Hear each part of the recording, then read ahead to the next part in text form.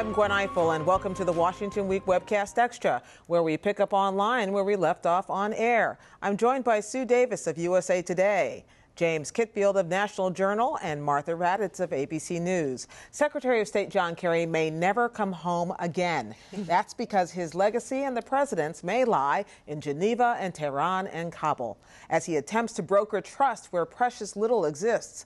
But does it feel like we're a little closer tonight to a nuclear deal with Iran, Martha? Well, it sure does, but it felt that way about a week ago, didn't it? Yeah, but I think, you know, second time, if he goes over and doesn't get anything, that's really bad. So I think he's feeling pretty confident.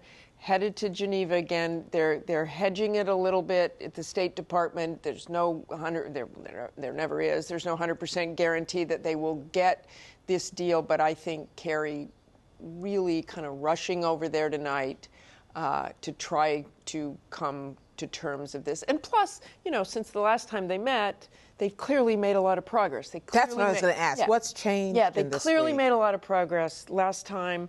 They've clearly worked out some of the details. I mean, the information we're getting is that they are much closer, and the arguments they've pretty much worked out. So I would not be surprised this time. And these one-on-one conversations between the EU and Iran. Yes. And we also have to remember this isn't the comprehensive deal. Right. This is the first step. 6 months. Those deals. So I think it's pretty close. You're nodding. I agree. I think the first step deal gets done because the atmospherics would be so bad. I mean, I just think that he wouldn't be flying over there if a deal wasn't in the making.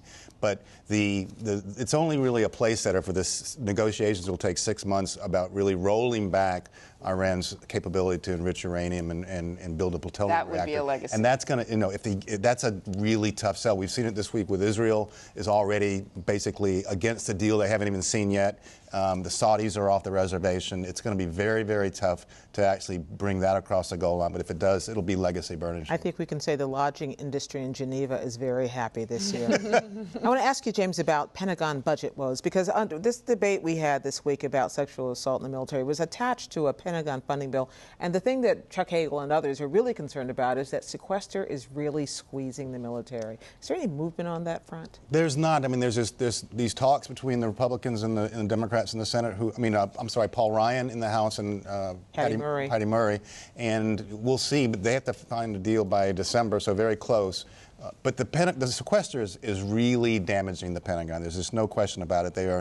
They're canceling major exercises. The ships that are not deploying, and that kind of readiness. You know, do they have no choice? They really don't have a choice, because in the near term, that's where the money, you could cut a program, but that money is spent over many years. You know, what you have for something like this, which was not planned on, is sort of near-term funds, which is readiness, operation, and maintenance, and those things. So they want some sort of relief from sequester, even if the money you give them over the next 10 years is at sequester levels. They want some time to be able to backload that and do it in a much more sort of rational way than they're being forced to do now. Well, Sue, let me ask you about that. These negotiations on Capitol Hill, it's not just the Pentagon, but it's government itself. And finally, we are told we have some negotiations or conversations, or at least, hello, how you doing, going on? There are conversations. Patty Murray and Paul Ryan are talking. Their staffs are talking. I know they're going to work through the Thanksgiving break. I think the first week back from Thanksgiving is going to be sort of a make or break week.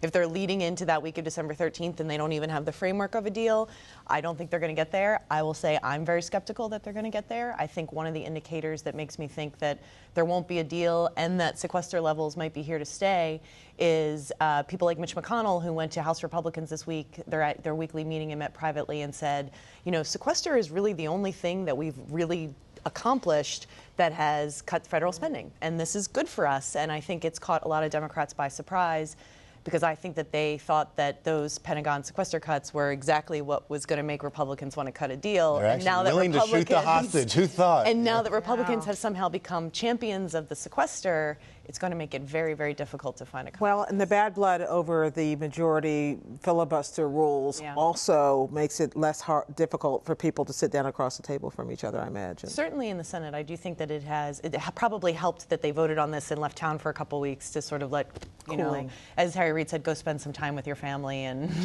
eat some turkey and chill out and come back. But yeah, I don't think you can underestimate sort of the long-term repercussions it's going to have on sort of the familiarity and relationships that the Senate has long prided itself on. Full Employment Act for reporters, as always. Thank you, everybody. So what do you think? Let us know. Send us a video for our Thanksgiving week program. Just upload your thoughts, go to pbs.org/Washington Week, and learn how to be part of our program. You may see yourself on TV or online next week. And we'll see you next time on the Washington Week Webcast Extra.